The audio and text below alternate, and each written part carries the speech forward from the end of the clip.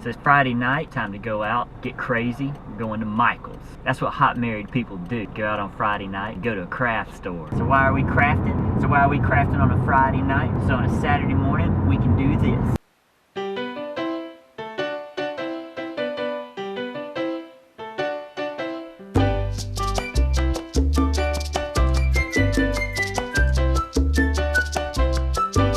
Christ the Lord overcame the darkness.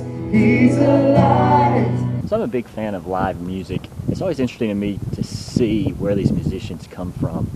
A lot of people find their passions from music when they hear, a song that they really like one time. They decide to play it. Have a rock star that they want to learn how to play a guitar like them. But there is a great number of people that I've met who started, whose passion for music started out of a church. For instance, when I started playing when I was 15, I started in part due to some people who I really looked up to in the church who could also play guitar.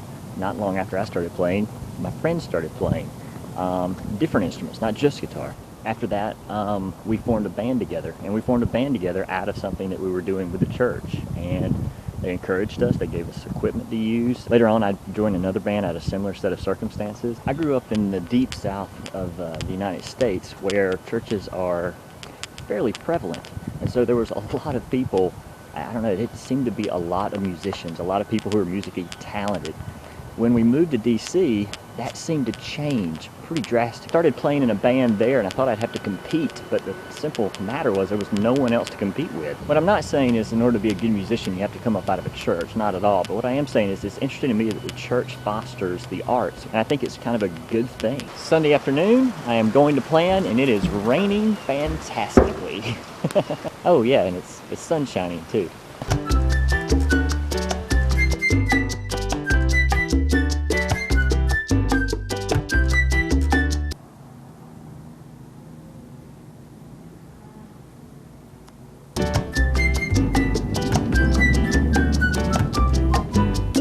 Tuesday morning. I wanted to stop by the bank this morning because I never have cash on hand. Not like big denominations, but like small denominations. I went to the bank with the intention of getting $1 bills, and then I started thinking, I was like, wait a second, they make $1 coins now, but I didn't think the bank was going to have them. But they did. I've got a roll of $1 coins. I've got 3 here. I ended up getting about $30 worth, and I think I'm going to try to ask for these more often for as for the novelty of it. Good morning. It's 5:30 on Thursday morning. I am going to go look at some real estate downtown, condominium, and I don't have much time because I got to be back and get to work early this morning.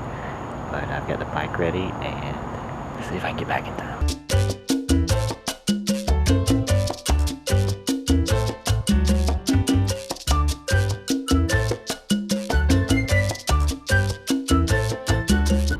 Oh my goodness. Look how cute. So we're going out. I got home early today and we just had a little dinner, and we're going to go and look at a house that's over by the University of Tampa.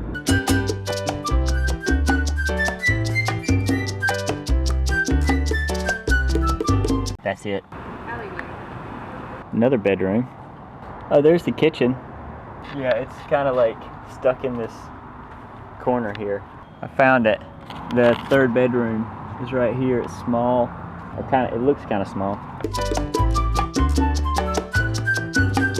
We've decided that that house was far too much money.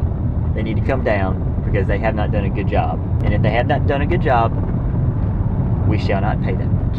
That makes perfect sense. We're going to go look at another place, another side of Tampa to see if we like the area.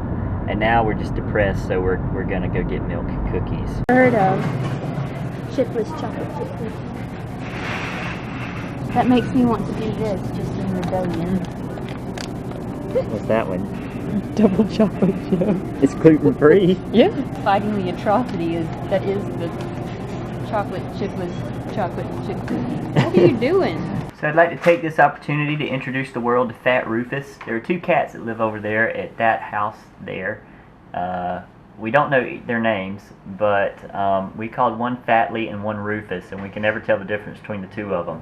So whenever we see at least one of them, we call them by the combination of the names Fat Rufus.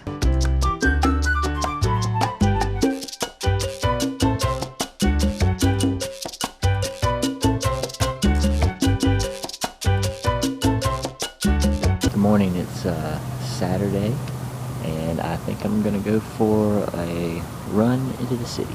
Alright, 1 mile, about a quarter mile back, went by a house. It looks like they are winding down their party for the night. That's some party. So mile 4, I ran back through downtown. I was surprised at how small downtown is. It was only like 3/4 of a mile through it. Now I'm on mile 5 and next to the bay. 7 miles later, and looks like the sun's coming up. I got a lot of hair. It's time for a haircut. So it turns out the salon here got flooded as well.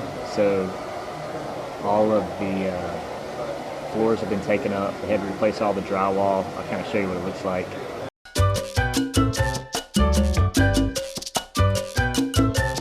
So the story on the salon flooding is that the street flooded pretty good. The water started coming up. They are up on a little bit of a rise. They thought they were safe, and then the cars started to try to get through the flooded street.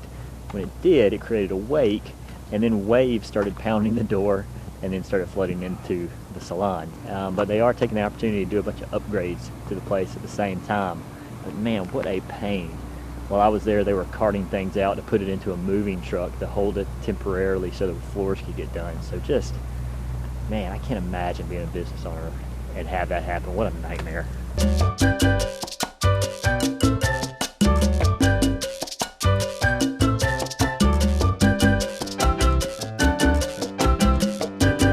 Do the whole thing again.